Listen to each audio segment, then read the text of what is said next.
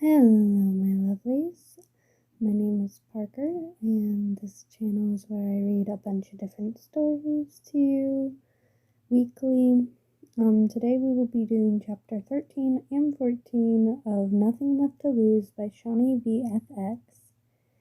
I will be putting the link to her work in the description. I do apologize if my voice seems off today. I do have to have my fingers pressed against my throat because my voice is kind of giving out on me. It's okay. I'll be okay. I'm going to apologize in advance for Roman's voice, as he's the only one that I can't voice properly.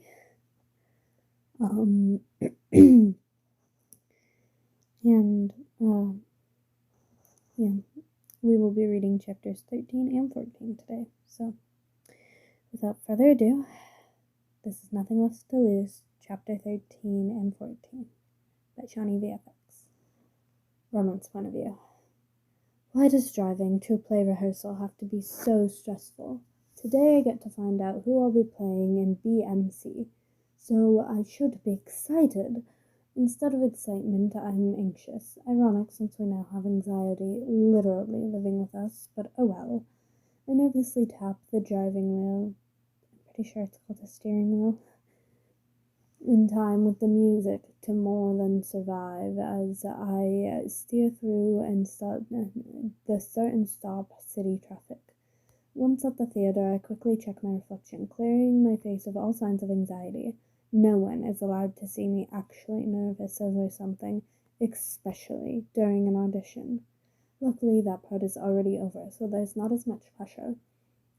You've been in dozens of plays and you've already auditioned, so all you have to do is see what role you got. So stop talking to yourself and get in there. The inside of the theater is relatively dark, like always, except for the stage with its bright overhead lights.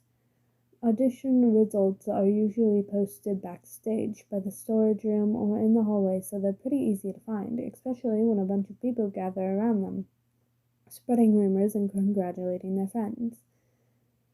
A couple of people are standing by the cast list, including Kyle and Brie.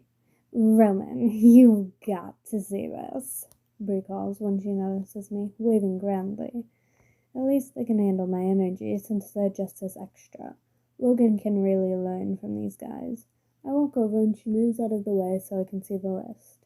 My heart sinks seeing that I'm not Jeremy, but my mood quickly brightens when I see that I am playing Michael. To be fair, Michael's my favorite, but I always try for the lead.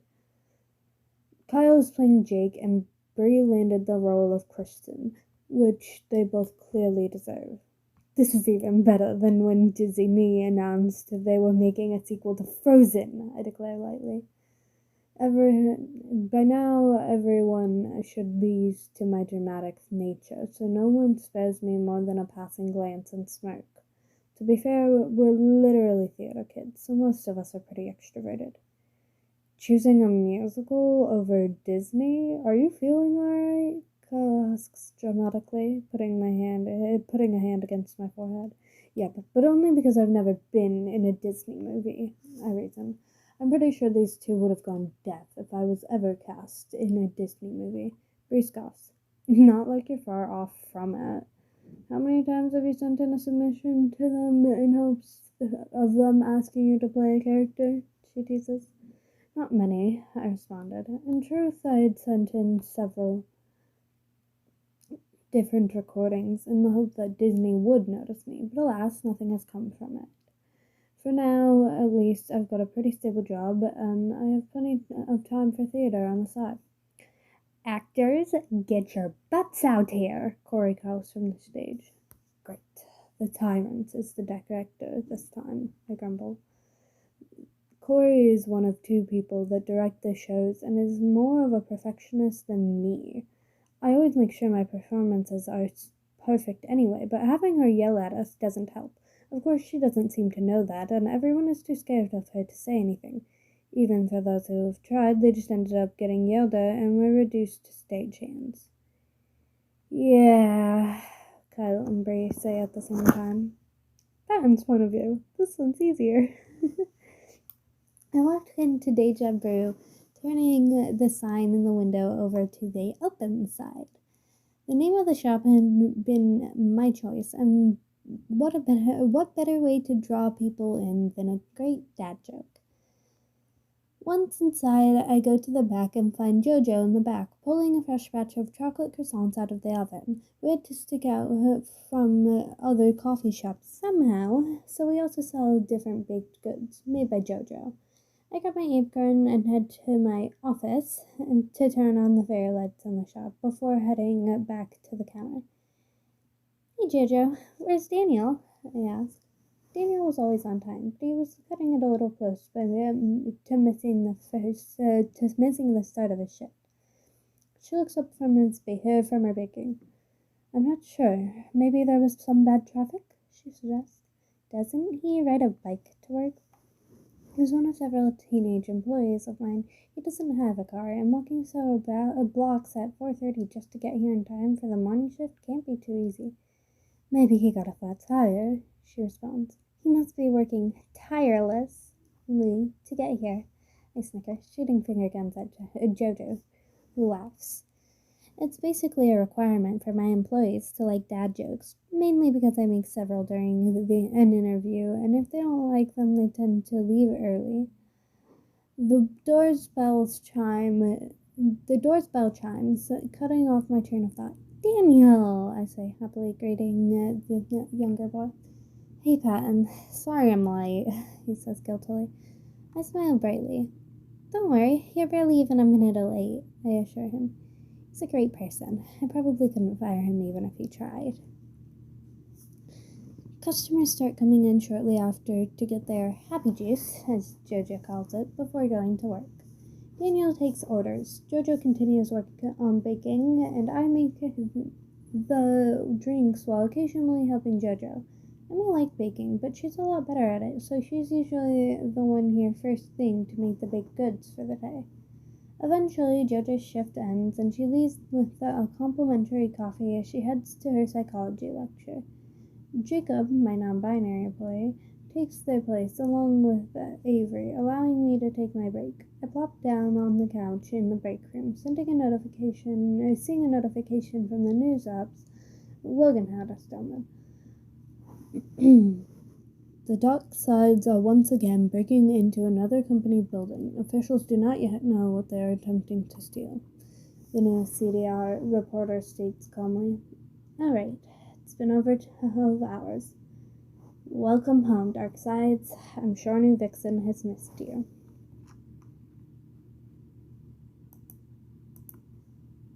Chapter 14. Virgil's Point of View. Logan eventually left his room and still had no solution to the whole handcuffed thing. Instead of working on it after he ate, he sat down next to me on the couch, reading some sciencey book. So much for him trying to help me out of this stupid thing. I turned back to my phone, scrolling aimlessly through Tumblr, and I even checked MySpace, which, like every other day, has nothing new. It'll bounce back eventually. After literal hours of this, Logan's phone starts ringing. He picks it up and answers, putting it on speakerphone after checking who it was. Hey Logan, I already called Patton and Deceit. But Deceit and the Duke are back, so I was thinking one of us should stay with Virgil, so just stay at the apartment. Herman says quickly over the phone. Oh great, so he still doesn't trust me. Or, let me guess, it's for my protection. Even though Deceit and Duke should have no idea where I am. But what if they do? Nope, we are not thinking about this. We want to avoid a panic attack today. Wouldn't we have a greater chance of catching the dark sides if all three of us are there, seeing as there are only two of them? Logan asks. Herman sighs. Look, Patton already agreed that one of us should stay with Virgil in case something goes wrong. So if you're comfortable with disagreeing with him, go ahead and get over here. Logan pauses, blushing slightly. So the nerd's got a crush on Patton, huh? Points to Herman for using that to get his way. Pretty impressive for someone that dense. Fine, I'll stay here with Virgil, but only because it's safer with him. Sure, Roman says sarcastically, hanging up before Logan can respond.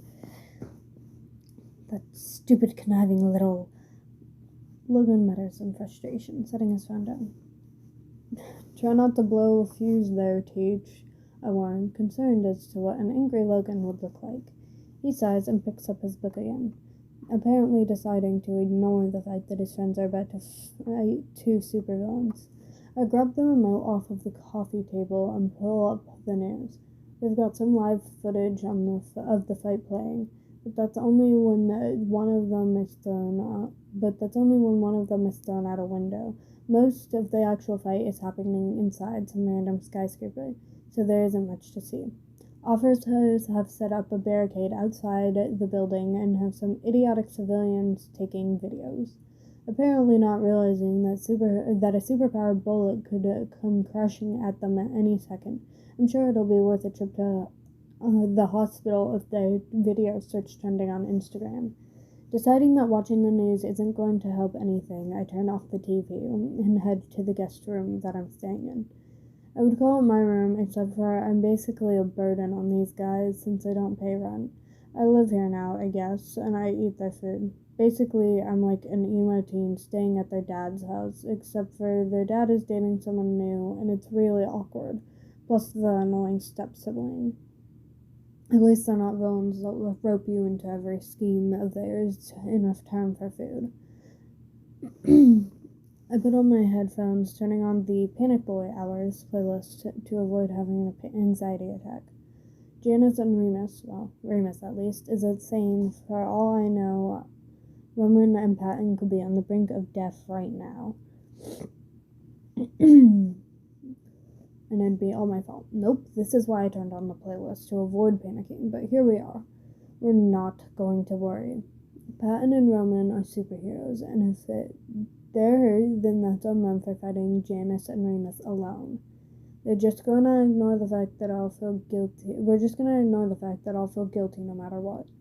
After burning through the playlist 4 times, I faintly hear the front door to the apartment open. I quickly leave the room, my anxiety not letting me do any less.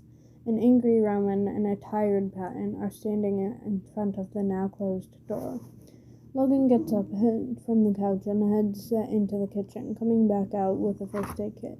Are there any concerning injuries I should see to? He asks. Professional, as always. But I swear he looks the slightest bit worried. I think we're good, Patton says, his words slurring slightly.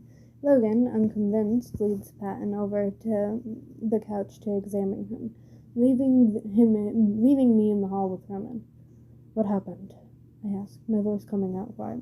He says, your teammates decided to knock Patton out of the air by having Duke teleport above him.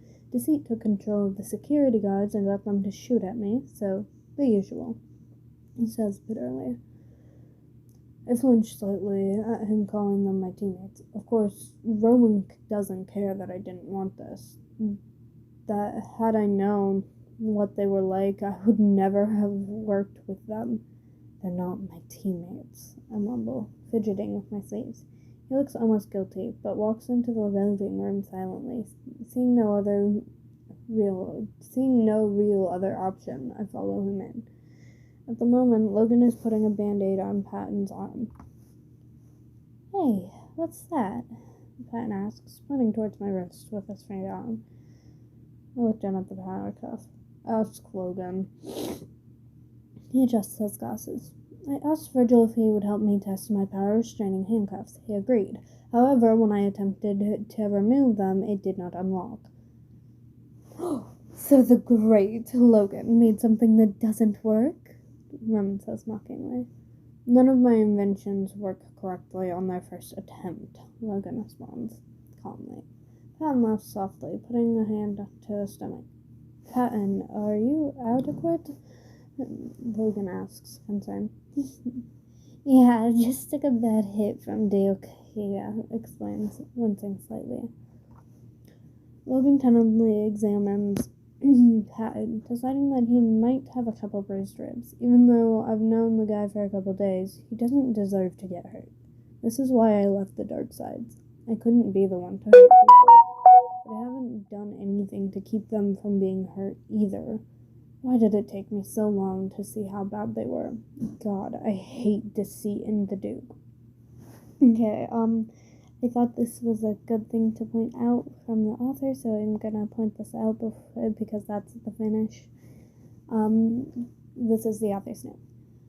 Just wanted to point out, throughout the book, I had Virgil call them Janus and Remus because he used to feel indebted to them. But I wanted to find a way to show that he's starting to, turn against them and become his own person. I can't read that. I'm sorry. And become distant. Okay. So that was chapter 13 and 14. Oh, this one really loud there. Sorry. Of Nothing Left to Lose by Shawnee VFX. If you would like to, you may click off at this point in time. However, there is a little bit that I decided you guys should probably know about. So this series is going to be kind of long. However, there will of course be weeks. I'm gonna hopefully prepare 2 more videos this week because I'm gonna be out for the next 2 weeks, but I also have to prepare a video for the 30th as I want to get out a video that is straight up for Pride Month because I myself am part of the community, and so I think it would be really cool to have a video out supporting the people that are part of my community. So I have to record 3 videos this week as I'm going to be out, actually probably 4 because I need to and that's not even including this one. I have to do a bunch of different things, and I'm going to actually be out of town in my hometown during a lot of these next 2-3 weeks, so I won't have time to record because I'm setting up my old house to get bought and sold and whatever, and I'll be seeing a lot of my family for the first time in a few years because I moved back in early 2020 to where I live now, and I have not gone back, so this will be the first time that I've seen any of them. So I do really badly want to keep posting and uploading and doing these things for you guys. However, I am a very busy person. I do have a life outside of my channel, and I do love doing this, and that's why I do it. I do it because I love it. However, I don't want to make you guys think that this is all I do. I go to summer camp on days that I'm not recording.